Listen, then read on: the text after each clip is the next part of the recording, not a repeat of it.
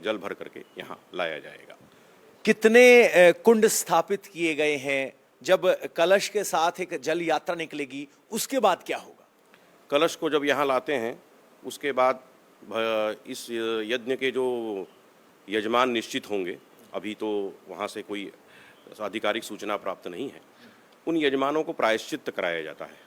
यानी कि होता क्या है, इस कार्य की इतना बड़ा कार्य हो रहा है, इसकी शुद्धि के लिए जो व्यक्ति इसमें बैठे, जो व्यक्ति इसकी पूजा करे, वो अंतर्बाह्य उसकी पूरी शुद्धि होनी चाहिए शास्त्रों के मर्यादा के हिसाब से।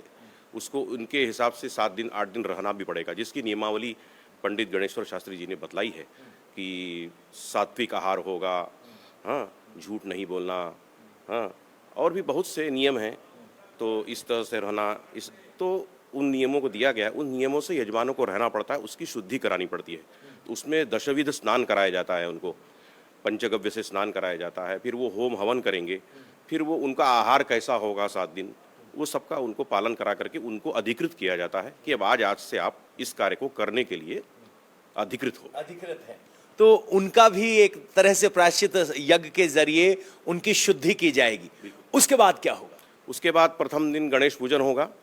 गणेश पूजन, वरुण पूजन और मातृकाओं का पूजन होता है। ये हर मंगल कार्य में, किसी के घर भी, आपके घर भी, हमारे घर भी, जब कोई मंगल कार्य होता है, विवाह आदि होता है, यज्ञोपवीत होता है, तो उसमें ये जो 5 पूजाएं हैं, पंचांग इसको बोलते हैं, ये आवश्यक है।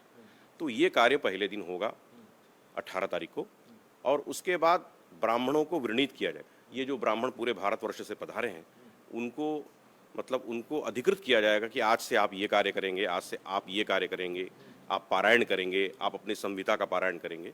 तो ये सब उस दिन उनको अधिकृत करके उनको वर्ण कर लिया जाएगा, यानी कि उनको बंधन में डाल दिया जाएगा। अब आप हमारे बंधन में हो गए, अब 22 तारीख तक आप कहीं जा नहीं सकते। तो ये कार्य उस दिन होगा, उनको सौंपा जाएगा, और फिर हम लोग मंडप में प्रवेश करेंगे। ये जो मंडप, हवन कुंड का मंडप बना है प्रतिष्ठा के लिए, उसमें हम लोग प्रवेश करेंगे। एक तो है मंदिर परिसर, हवन कुंड मंडप कितने बने हैं, कहाँ बने हैं, और उनमें कौन कौन मौजूद रहेगा? ये जो अपना मंदिर है राम भगवान का, इसके ठीक ईशान्य कोण में ये मंडप बना हुआ है। 2 मंडप बने हैं, एक छोटा मंडप, एक बड़ा मंडप। बड़ा मंडप में 9 कुंड बने हैं। कुंड तो एक कुंड से भी कार्यक्रम हो जाता है, हर जगह इतने कुंड बनते नहीं, लेकिन फिर वहीं वहाँ पर सब तय हुआ था विद्वानों के बीच में, इतना बड़ा कार्य है तो बृहद रूप में बढ़िया विशिष्टता से होना चाहिए।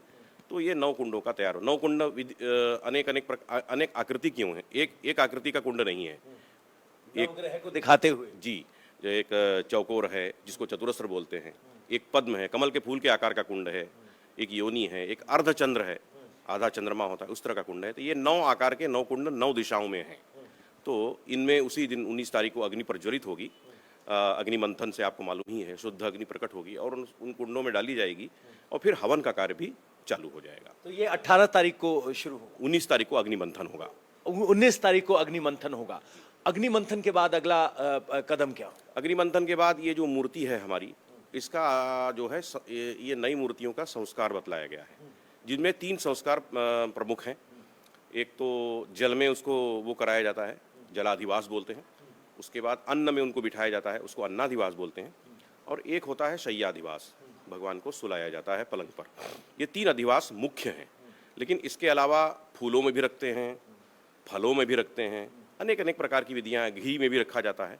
जितना जैसा यहाँ समय प्राप्त होगा, जिस तरह से स्थिति होगी, उस तरह से उतने अधिवास हम लोग आगे करेंगे। और उसके बाद प्रमुख कार्य 20 तारीख को और 21 तारीख को प्रमुख कार्य है, जिसमें भगवान को 96 कलशों से स्नान है। वो बड़ा एक विशिष्ट अवसर होगा। उसमें कई औषधियाँ हैं। एक वाराणसी से ही सहस्र छिद्र कलश, बड़ा कलश है, उसमें 1000 छिद्र है, तो उसमें जल भरकर भगवान का अभिषेक होगा। और स्वर्ण, नवरत्न, पंचरत्न, इन सबको जल से भी भगवान का स्नान होगा। उसमें कई वृक्षों के पत्ते होंगे और कई वृक्षों के छालों के काढ़े होंगे, उसको कषाय बोलते हैं हमारे यहाँ। तो ये सब स्नान 20 और 21 को होंगे। उसके बाद भगवान को सुलाया जाएगा। भगवान की मूर्ति को ये सब अलग अलग स्नान करवाए जा रहे हैं, अन्न में रखा जा रहा है, इसके पीछे धार्मिक मान्यता क्या है? ये शास्त्र की विधि है। इसमें उस मूर्ति में दिव्यता लाने के लिए ही ये सब किया जाता है। पहले तो ये पत्थर है, पत्थरों में ही संस्कार करके उसमें दिव्यता का वो आवाहन किया जाता है। तो इस दृष्टिकोण से शास्त्रों में इस प्रकार की विधियां बतलाई गई हैं। तो ये सब रखने के बाद मूर्ति को उनके स्थान पर किस तारीख को स्थापित कर दिया जाए? मूर्ति 18 तारीख मूर्ति 21 तारीख को रख दी जाएगी। 21 तारीख को ये सब करने के हाँ, बाद? उस 21 तारीख को सुला दिया जाता है, तो उस सुला दिया जाता है मतलब 21 तारीख को उनको रख दिया जाता है। और फिर 22 तारीख को जो उनकी शुभ घड़ी, जो 84 सेकंड का मुहूर्त गणेश्वर शास्त्री जी ने दिया है, उस मुहूर्त में वो प्रतिष्ठा के मंत्र, चारों वेदों के मंत्र होंगे। चारों वेदों के आप तो उनकी शाखाएं भी आई हुई हैं, ये परम सौभाग्य है। तो वो लोग सारे विद्वान मंत्र पढ़ेंगे, जो कि एक अलभ्य दृश्य होगा। तो वो जब पढ़ेंगे उसी समय भगवान को स्पर्श करके और उन पर अक्षत छोड़ करके मूर्ति की प्राण प्रतिष्ठा हो जाएगी। तो 22 तारीख पर सबकी निगाहें टिकी हुई है। 22 को सुबह से लेकर 12:30 तक का वक्त है। 12:30 बजे प्राण प्रतिष्ठा होगी। उस वक्त क्या होगा? देश दुनिया में लोगों की निगाहें टिकी होंगी, क्या देखने को मिलेगा? ये तो एक अलौकिक दृश्य होगा। इसकी कल्पना करते ही शरीर में रोमहर्षण एकदम ऐसा हो जाता है। तो सुबह से पूजाएं तो कुछ चलेंगी। पूजाएं होने के बाद जो है वही 12:30 बजे का जो मुहूर्त है, उसी मुहूर्त में भगवान प्रकट हो जाएंगे। दिव्य दृष्टि अपनी सभी पूरे विश्व पर अपनी दिव्य दृष्टि छोड़ेंगे। ये एक अलौकिक और बड़ा ही विलक्षण दृश्य होगा। प्रधानमंत्री नरेंद्र मोदी कौन से हवन कुंड पे बैठेंगे, या उस वक्त तक वो हवन की प्रक्रियाएं पूरी हो चुकी हो? अभी ऐसा कोई निर्णय हम लोग के पास, हम लोगों को, जो हम लोग कराने वालों के लिए अभी कोई निर्देश नहीं है कि वो कब आएंगे, कितने बजे आएंगे या क्या करेंगे। प्रतिष्ठा के समय आने वाले हैं, ये बात तो सबको विदित है, और वो मंदिर में वहाँ उस दिन होंगे।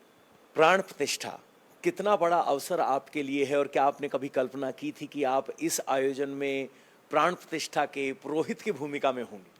नहीं, ये तो प्रभु राम की बहुत बड़ी कृपा है। जन्म जन्मों का कुछ पुण्य होगा हमारा, ऐसा लगता है। उसी से हम यहाँ उपस्थित हैं। शिलान्यास के समय भी मैं आया था, और ये मेरा सौभाग्य है। और 1992 में एक जो प्रधान यज्ञ, बहुत बड़ा यज्ञ हुआ था, उसमें भी मैं उपस्थित था। तो ये मेरे लिए तो बहुत बड़ा सौभाग्य है, और पता नहीं, कुछ प्रभु की कृपा ही इसको कह सकते हैं, और तो कुछ नहीं।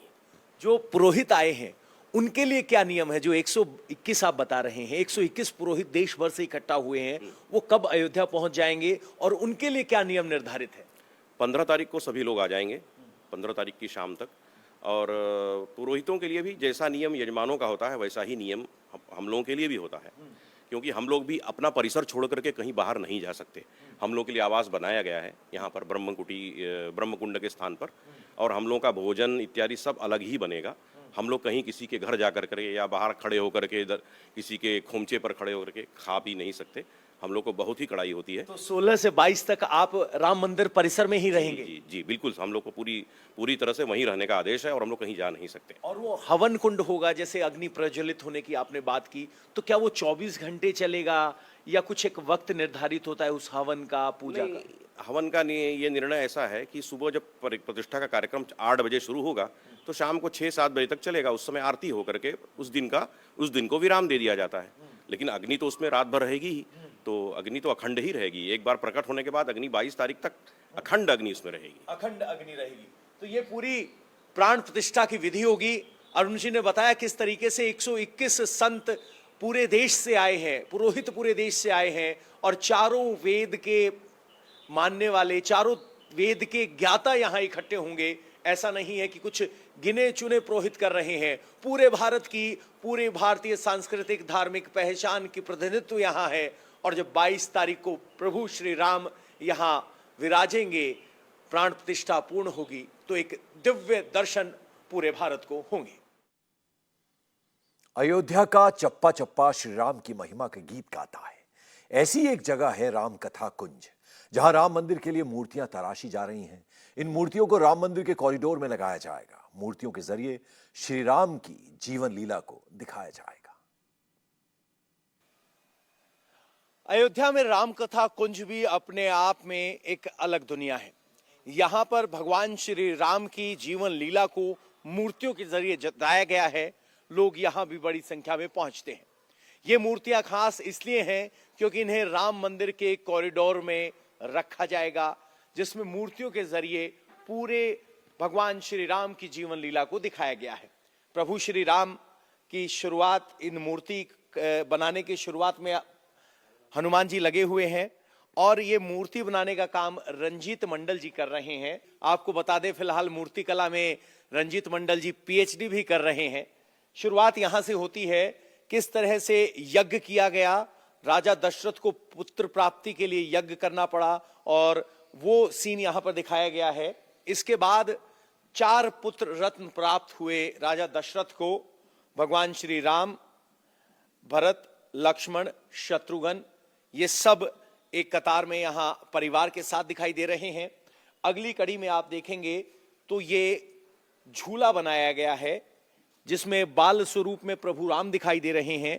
जब ये मूर्ति राम मंदिर के कॉरिडोर में ले जाई जाएगी तो इसे 3 हिस्सों में बेस पर बनाया गया, हटा दिया जाएगा और वहां जाकर इस झूले को टांग दिया जाएगा। इस तरह से इसकी परिकल्पना की गई है। आगे आप चलेंगे तो यहां माता कौशल्या के साथ प्रभु राम खेलते हुए रूप में दिखाए गए हैं। इन मूर्तियों की खास बात यह है कि इन्हें सीमेंट से बनाया गया है, लेकिन इसके लिए कोई मोल्ड का इस्तेमाल नहीं किया गया है, यानी सीधे हाथों से प्रभु श्री राम की आकृति बनाई गई है, माता कौशल्या बनाई गई हैं। ये अगर तकिया देखा जाए तो तकिया बनाया गया है। ये यहाँ की खास बात है। इनको बाकायदा रंग किया जाएगा, नीचे एक बेस बनाया जाएगा जिसपे जो एक उसका वर्णन है वो श्लोक में लिखा जाएगा। यहां जब प्रभु श्री राम अपने चारों भाइयों के साथ गुरुकुल गए तो वो गुरुकुल में धनुर्विद्या सीखी तो वो दिखाया गया है। यहाँ पर ये कौन सा वध दिखाया गया है रंजीत जी? ये है तारका वध, विश्वामित्र मुनि द्वारा जो वध किया गया था। तारका वध यहाँ दिखाया गया है। इसके अलावा यहाँ एक और हवन हो रहा है।